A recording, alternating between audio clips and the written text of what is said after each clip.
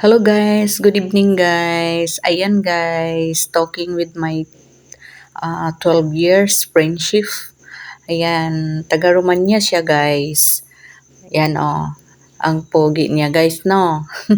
Pero friend lang kami guys Friend lang kami, 12 years na ang pagkakaibigan namin. Ayan katabi niya, may gusto sa kapatid ko, yung balok kong kapatid. Ayan ayan. Ayan, sabi niya single daw kuno siya. Gusto daw niya yung kapatid ko. Oh, yan ang sinabi niya. Single daw kuno siya. Sabi ko okay. Sabi ko okay. No, basta single ka ha. Tinawanan ko lang siya guys kasi mukha yung kalansay.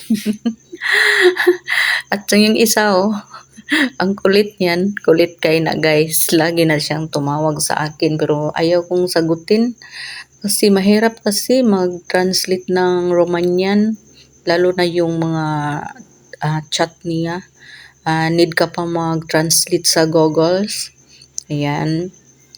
Kaya nga sa busy natin, araw-araw, busy-busyhan, di ko gusto na magtanggap ng mga tawag. Kaya nga, ngayon lang siya na sinagot ko yung tawag. Nakita ko yung dalawang magkakaibigan. Ayan, sobrang happy siya. Happy daw kuno siya kasi gi-accept ko yung call niya. Sabi niya. Pero lagi siyang ano siya guys, nagsabi sa akin na may time daw nga pumunta siya dito sa Pinas. Pero natakot ako guys. Pero friend man lang kami guys, friend. Gusto lang daw niya nga makapunta dito Pinas. Hindi daw niya naranasan na nakapunta siya ng Pinas, sabi niya. At saka, sabi daw niya mabait daw kuno ko. Hindi daw tulad sa iba. Yan ang sabi niya sa akin. Kaya nga, 12 years na kami na friendship. Ayan.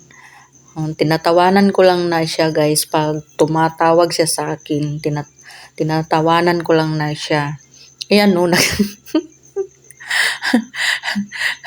nireplyan ko na lang para siya ma-happy siya. Yan gusto pang mag-flying kiss. Natawa ako sa kanya guys. Lalo na yung kasama niya, mukhang kalansay. Alam niyo na natawa kami ng dalawa kung isa kong kapatid, yung old sister ko. Natawa kami ng kasama niya, mukhang galansay. Tinawanan lang namin. Ayan Yan, sinabi niya na siya daw, gusto daw kuno siya pumunta sa Pinas nga magkita daw kuno mi, sabi niya. Ayan. Gusto din niya na makita daw niya yung view sa mga dito sa Pinas. Hindi daw niya naranasan. Ayan biglang may bumuto guys. Yung outlet namin bumuto kaya nga nagtayo ako.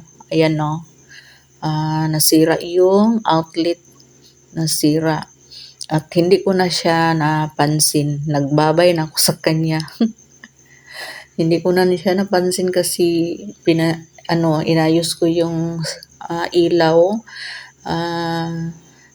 Gid siya guys, ni buto yung outlet. Ayan.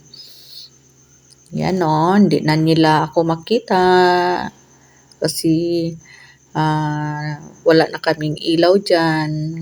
Ayan, nag-flying kiss na lang siya. Nagbabay na lang siya guys.